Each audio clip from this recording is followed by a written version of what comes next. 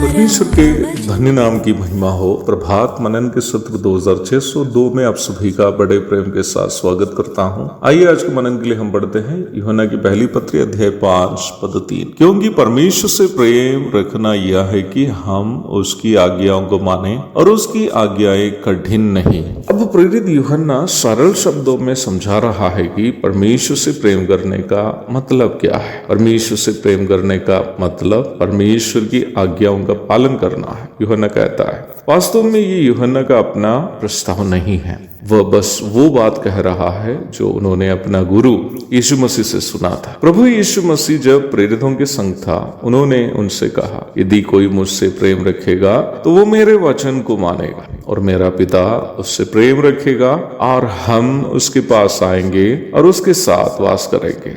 जो मुझसे प्रेम नहीं रखता वो मेरे वचन नहीं मानता। जो वचन तुम सुनते हो वो मेरा नहीं वरन पिता का है जिसने मुझे भेजा।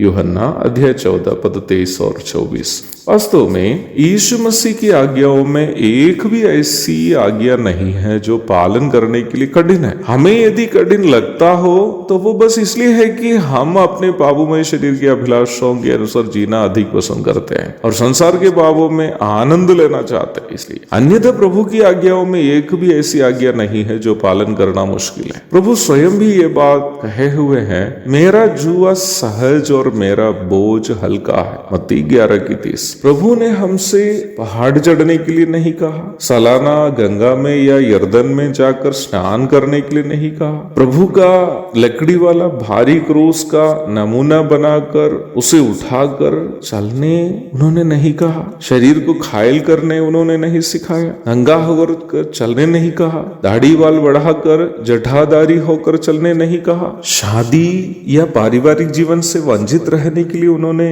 नहीं सिखाया, मांस मछली खाने से मना नहीं किया, पढ़ाई लिखाई करने से मना नहीं किया, मेहनत करके कमाने से मना नहीं किया। प्रभु की कौन सी आज्ञा है जो पालन करना कठिन है? सच्चाई यह है कि एक भी नहीं है। यदि कोई भी आज्ञा हमें कठिन लगती हो तो वो बस इसलिए है कि हम संसार के पापों में जीना चाहते हैं और प्रभु हमें मना करता है और कोई अन्य कारण नहीं है। जरा सोच लीजिए, यदि प्रभु कहता कि हर किसी को यर्दन नदी में जाकर बपतिस्मा लेना है तो क्या दुनिया के हर क्षेत्र से विशेषकर गरीब और बीमार लोग इस्राएल पहुंच पाते? नहीं। यदि प्रभु कहता कि हर मसीह को एक बार कलवरी पहाड़ चढ़ना है तो कितने लोग ये काम कर पाते? बहुत कम लोग। बचपन से लेकर मेरी इच्छा है कम से कम एक बार इस्राएल जाना है और उन सब जगह देखना है जहां से परमेश्वर मनुष्य बनकर चला फिरा है। अब तक नहीं हो पाया। दुनिया भर से कितने लोग, विशेषकर हमारे देश से, अफ्रीका से, अन्य गरीब देशों से कितने लोग ये सब काम कर पाते? बहुत कम लोग। इसलिए ही प्रभु ने हमें ऐसी एक आज्ञा